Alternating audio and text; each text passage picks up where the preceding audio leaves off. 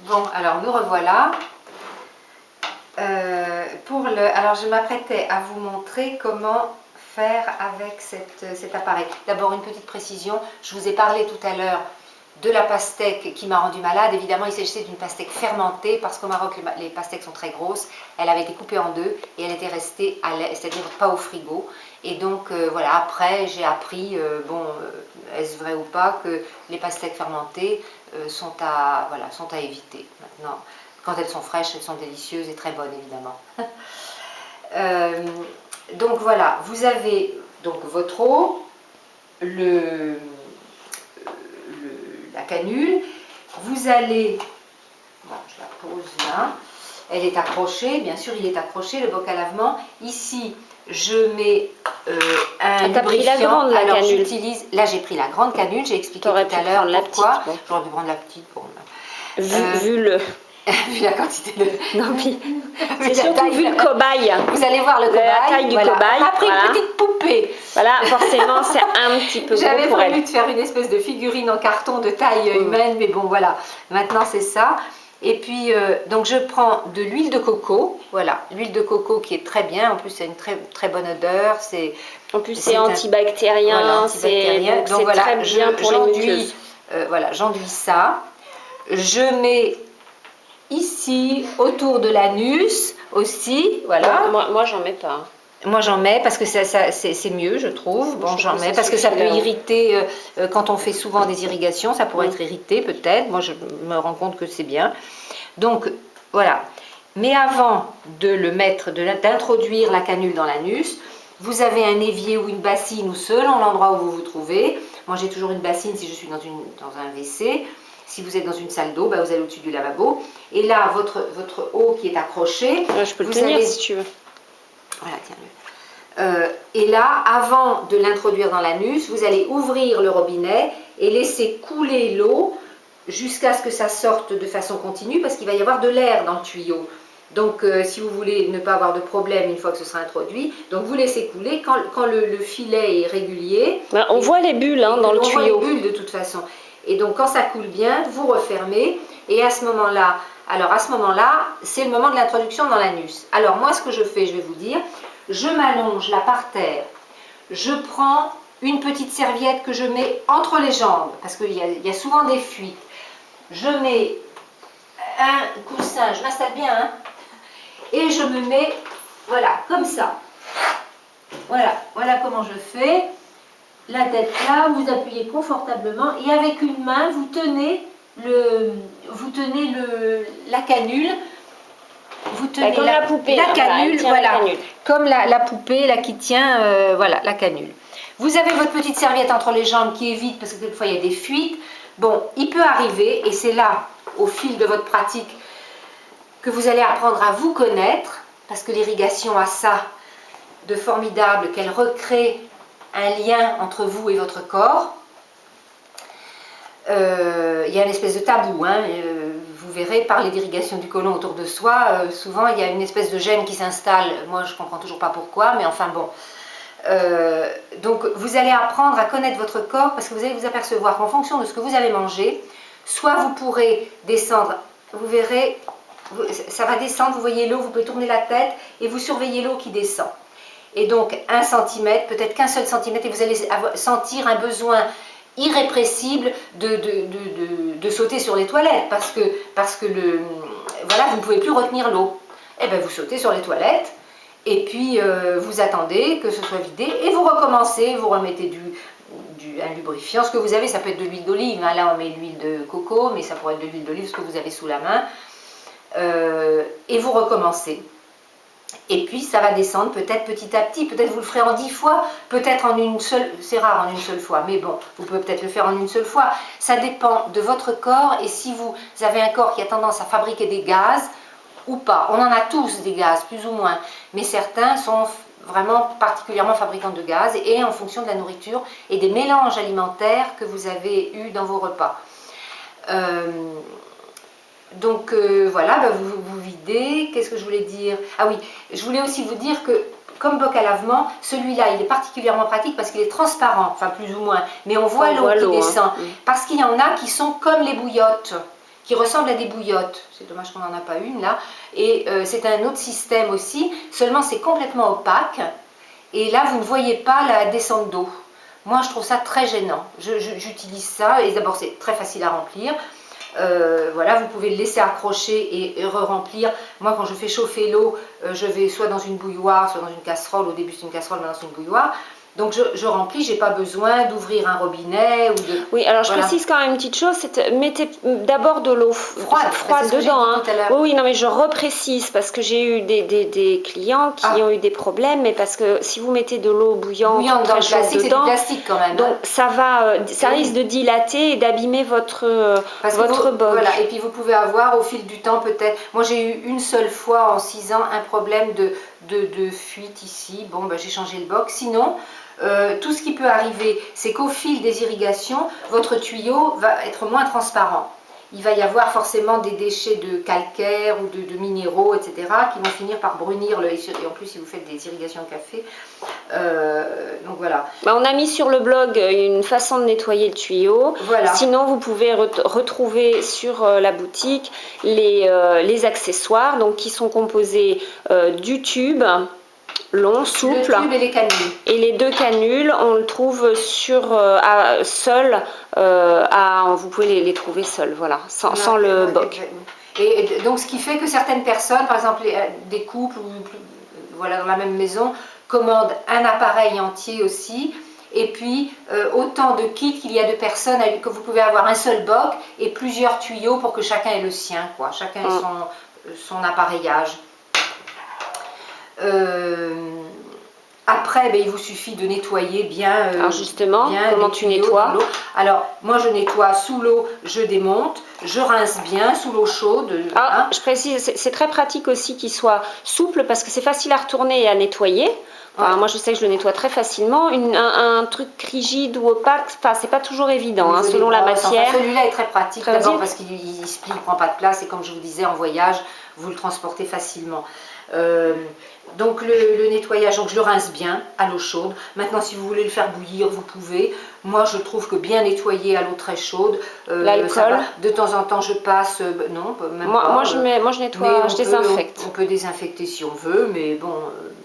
Voilà, faire bouillir pour stériliser. Faire bouillir pour stériliser si vous voulez. Voilà, il y a de toutes sortes de façons. Vous pouvez passer un coton-tige avec, de toute façon vous trouverez la petite technique que j'avais fait pour nettoyer le tuyau. Mais sinon avec un coton-tige pour les embouts, bon voilà. Qu'est-ce que je voulais dire? Oui, je vous avais parlé tout à l'heure aussi de ce qu'on peut mettre, les tisanes ou autres, donc le café, comme je vous ai dit, si vous êtes allergique, n'oubliez pas que le café stimule, donc que ce soit par voie orale ou anale, ça passera dans le sang, donc ce sera un stimulant, c'est pour ça que je préfère la faire le matin en général, cette irrigation-là. Ceci dit, dans la thérapie Gerson, ils le font 4 fois par jour pour certains cancéreux. Toujours pour que les toxines partent, mais c'est probablement pas à conseiller à tout le monde, hein. Ça, voilà, c'est à chacun de voir.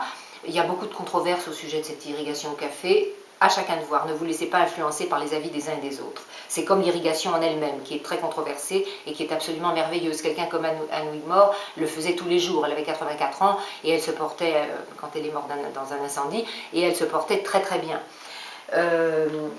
Qu'est-ce que je voulais dire? Oui, à part donc le café, les tisanes et l'eau pure, vous pouvez aussi le faire si vous voulez oxygéner tout votre intérieur. C'est mettre du jus d'herbe de blé, ce qu'elle appelait des implants, ce qu'on appelle chez les tenants d'Anne Wigmore, les implants à l'herbe de blé. Donc vous avez du jus et vous pouvez vous en mettez dans le boc et à la fin. À la fin, bien sûr. C'est toujours tout ce qui est implant, apport de tisane ou autre, il vaut mieux les faire après avoir nettoyé, vidé le côlon. Sinon, vous ne le garderez pas. Alors qu'une fois que le côlon est bien nettoyé, tout ce que vous y mettrez, vous pouvez vous allonger comme je l'ai fait tout de suite et vous restez, vous avez une petite horloge à côté, vous pouvez écouter de la musique ou lire quelque chose et vous gardez ça pendant, moi je garde entre 10-12 minutes, vous gardez le temps que vous voulez, mais 10-12 minutes, pour le café 12 minutes parce qu'on dit que pour passer le sang fait un circuit en 3 minutes, donc voilà, ça fait 4 circuits et ça permet de bien nettoyer. Donc si vous n'avez pas de jus d'herbe de blé frais, ben écoutez, je vais vous dire ce que j'ai fait. Moi, je ne sais pas si c'est bien, mais en tout cas, je l'ai fait. J'ai pris de la chlorophylle, des gélules de chlorophylle, ou si vous l'avez en poudre ou en gélule, n'importe, mais en tout cas, vous ne mettez pas la gélule, c'est sûr. Vous mettez de l'eau. Alors, comme je fais pour le café, je vous explique ce que je fais pour le café, que vous pouvez faire pour n'importe quelle tisane. Vous mettez 1 litre d'eau à chauffer, à ébullition. Quand il arrive à ébullition, vous mettez 3 cuillères à soupe de café. Bon, on va parler du café pour le moment. 3 cuillères à soupe de café. Et vous laissez mijoter, enfin vraiment à tout petit feu pendant 15-20 minutes.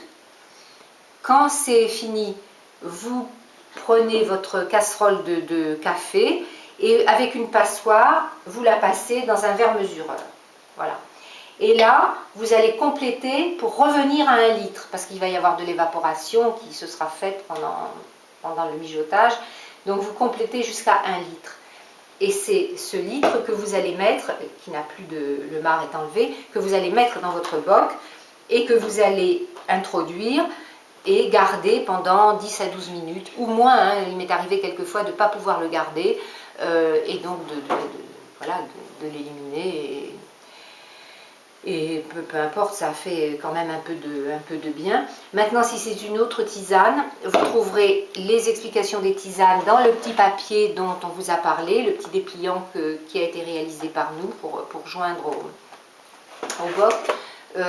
Donc la tisane à l'ail, c'est le même principe que le café. Vous mettez les gousses d'ail, pour un demi-litre, vous mettez je ne sais plus combien, c'est 3-4 gousses d'ail, oui, et que vous laissez mijoter. Et puis voilà, c'est le même principe, vous le papier, vous le mettez. Et la chlorophylle, j'ai mis 2 gélules, le même principe, c'est-à-dire que je fais chauffer de l'eau. Quand elle est chaude, mais pas bouillante, hein, tiède, je mets les gélules, 2 gélules de chlorophylle, je touille bien, et je complète à 1 litre, pour qu'il y ait toujours 1 litre, et je fais comme pour le café, j'introduis et je garde pendant 10-12 minutes. Voilà, alors après, vous pouvez encore, si vous voulez, vous arrêter là, une fois que vous avez tout éliminé. Si vous voulez refaire un rinçage avec 1 demi-litre d'eau dans votre boc, rincer. Bon, ceci dit, c'est pas un poison que vous avez dans le côlon, donc voilà, ça ne fera pas de mal. On pourrait faire la même chose avec de l'herbe de blé en poudre, du jus d'herbe de blé en poudre, avec la chlorophylle, j'imagine. Avec le jus d'herbe de blé aussi, si vous préférez plutôt que la chlorophylle. Il y a maintenant effectivement du jus d'herbe de blé en poudre, vous pouvez aussi le faire. Bon, rien ne vaudra le jus d'herbe frais. Bah, ça c'est évident. Si vous avez du jus d'herbe frais, voilà, vous pouvez le faire, c'est un apport de chlorophylle important. Qu'est-ce que je voulais vous dire? Alors, pour le côlon, vous avez aussi le psyllium qui est excellent, qui peut vous aider. Nadège mettra dans quelques temps des recettes que vous pouvez utiliser. Autrement que de prendre le psyllium comme une potion pas très agréable à avaler, vous pouvez l'utiliser en cuisine et ça, vous en avez tous les bénéfices pour justement le nettoyage du côlon. Et son avantage, c'est que c'est aussi bon pour les problèmes de diarrhée que de constipation. Ça régularise le transit. Oui, je précise que le psyllium, c'est pas fait pour mettre dans le boc à lavement. Non, c'est pour avaler. Il ne doit pas aller dans le boc à lavement. Le psyllium, c'est pour avaler. Et pour compléter l'effet du nettoyage. Pour compléter, si vous avez, parce qu'il faut se dire que, oui, probablement 90% de la population a des problèmes de côlon, peut-être même en l'ignorant, puisque un chirurgien disait qu'en 40 ans de carrière, il n'avait jamais vu dans sa carrière un seul côlon sain. Et qu'un autre dit que la mort vient dans le côlon. Voilà. Tous les problèmes viennent de là, puisque c'est par là que vous vous intoxiquez, et donc que tous les organes, donc ceux qui sont un peu plus faibles que les autres, vont souffrir de cette intoxication. Et donc, bien que apparemment ça n'ait pas de rapport avec le côlon, c'est par le côlon que ces autres organes vont manifester une défaillance qui peut se transformer en troubles divers et variés, allant jusqu'au cancer, quoi. Donc ça peut être une aide, voilà, une aide importante. Le leitmotiv, c'est de se souvenir qu'il n'y a pas de santé sans un côlon sain. Voilà. Et ça, c'est un petit outil qui peut vous aider à garder votre côlon sain. Alors moi, je vais quand même préciser que moi, je fais des... Alors moi, c'est Nadège. C'est... Tu veux que je... Alors, moi, je ne fais pas, je ne me mets pas du tout dans la même position que Colette. Parce que c'est pas du tout confortable pour moi, je sais pas, j'y arrive pas. Donc moi, je me mets, voilà, sur le dos, allongée sur la serviette, pareil, un petit coussin éventuellement, enfin plus ou moins, ça dépend. Et moi par contre, voilà, moi je me mets comme ça, dans cette position. C'est pas plus élégant que l'autre, hein, mais voilà, je suis toute seule dans la salle de bain. Et donc du coup, bon, moi j'utilise l'autre embout aussi, c'est pareil. Et du coup, je trouve que c'est plus facile, voilà, de le prendre comme ça par la main, de le mettre ici et d'avoir accès au petit robinet. Maintenant, bon, c'est à chacun de tester. Moi, je préfère comme ça. Franchement, je suis très bien comme ça. Ça me permet, je masse mon ventre aussi, voilà, une fois qu'il y a de l'eau dedans, si je peux la garder. Je masse bien mon ventre dans le sens des aiguilles d'une montre. Et puis ben voilà, je me lève, enfin c'est pas compliqué de se lever, voilà, c'était juste pour dire ça. Après, je voulais quand même dire aussi que selon les personnes, a priori, puisqu'on a rencontré des gens qui avaient fait des lavements, on a rencontré aussi une très bonne hydrothérapeute, chez qui j'avais fait d'ailleurs une hydrothérapie. Je vais quand même dire que moi, il semblerait, il y a quelques années, on m'avait dit à l'hôpital, suite à un examen, que j'avais un côlon extrêmement spasmé.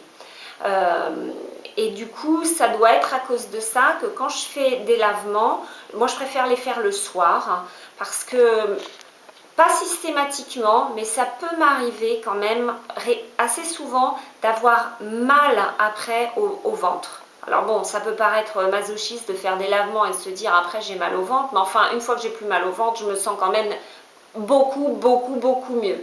Donc j'arrêterai pas de faire des lavements pour autant. Tout ce que je fais, c'est qu'après le lavement, si ça m'arrive d'avoir mal, je mets une bouillotte chaude en fait dans le bas du ventre et ça calme les douleurs. Et je crois que tu avais dit aussi que toi tu avais du mal, l'eau était très longue à s'évacuer après. Bah, tu avais du mal, alors que moi c'est très vite évacué en fait. Oui et non, c'est-à-dire que le premier par exemple au début du boc, alors ça va dépendre des fois, hein, c'est pareil d'une fois à l'autre, ça dépend de ce qu'on change, mange. Hein, voilà, donc je pense que ça dépend de notre état, de stress, de fatigue, de tout ça et de ce qu'on mange. Je sais que souvent, voilà, ça, au début du lavement, donc ça peut être à peu près la moitié du boc, effectivement, je vais pas retenir. Il va falloir que j'aille évacuer. Après, selon, soit si je fais un boc, très souvent je fais qu'un boc, moi. Des fois, ça peut m'arriver d'en faire deux, mais la plupart du temps, c'est un boc. Alors, au début, je vais évacuer très vite. Et après, je vais, par contre, à la fin, effectivement, je vais me rendre compte que ben, l'eau, elle reste et elle ne veut pas partir tout de suite. C'est-à-dire que ben, je vais pouvoir vaquer à mes occupations et je vais avoir envie d'évacuer ouais, 1 heure après. Ouais, 1 heure après. Alors plus je bouge, effectivement, plus je vais bouger, plus ça va être rapide à évacuer. Ça, j'avais remarqué aussi, parce que ça fait quand même un certain temps que j'en fais des lavements.